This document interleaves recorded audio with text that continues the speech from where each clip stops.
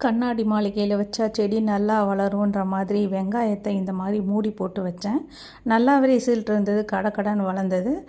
கஞ்சி செய்யலான்னு சொல்லிட்டு, உடம்புல வாய்த்தொல்லை அதிகமாக இருக்கிற மாதிரி இருந்தது. ஸோ கஞ்சி செய்யலான்னு சொல்லிட்டு அம்மாட்ட கேட்டேன், ரெசிபி எப்படி செய்கிறதுன்னு சொன்னாங்க.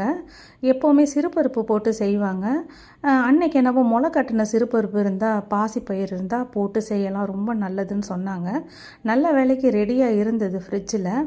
அதை அலசி 1 டம்ளர் அரிசி, தண்ணி, சிறுபருப்பு 1/4 டம்ளர் அளவுக்கு மேலே போட்டு, வெந்தயம் போட்டு நல்லா இந்த மாதிரி குழைய வேக வச்சுட்டு, பூண்டு ரொம்ப குழஞ்சதுன்னா சத்து போயிருமோ அப்படின்னு சொல்லிட்டு பூண்டை அரிசி வெந்ததுக்கப்புறம் பூண்டை போட்டுட்டு, இன்னும் கொஞ்சம் நல்லா தண்ணி ஊற்றி தேவையான அளவு உப்பு சேர்த்து நல்லா குழைய வேக வச்சாச்சு.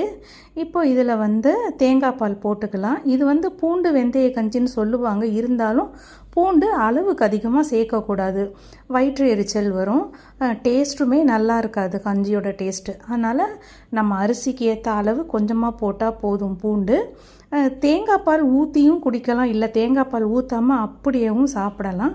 தேங்காய் பால் ஊற்றி சாப்பிடும்போது உடம்புக்கு நல்ல குளிர்ச்சி இருக்கும், வயிற்றில் இருக்க புண்ணெல்லாம் ஆறும், நல்ல ரிசல்ட்டு கிடைக்கும். இந்த கஞ்சி செஞ்சதுக்கான பலன் முழுமையாக கிடைக்கும் தேங்காய் பால் ஆட் பண்ணுறதுனால.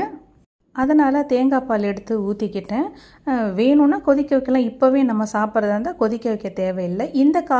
இந்த கஞ்சி காலையில் பிரேக்ஃபாஸ்ட்டுக்கு சாப்பிடும்போது அப்படியே உடம்பெல்லாம் ரொம்ப லேசாக இருக்கும். உடம்புல இருக்க கெட்ட நீரெல்லாம் வெளியேறி ரொம்ப லேசாக இருக்கும் நமக்கு ஃபீலிங்கு. மத்தியானம் நல்லா பசி எடுக்கும் இந்த கஞ்சி சாப்பிடும்போது. தேங்க்யூ ஃபார் வாட்சிங். Please subscribe for more videos. இதுக்கு ஏதாவது துவையல் இருந்தால் ரொம்ப டேஸ்ட்டாக இருக்கும். ஊறுகாவும் தேங்காய் துவையலும் அரைச்சி வச்சுக்கிட்டேன்.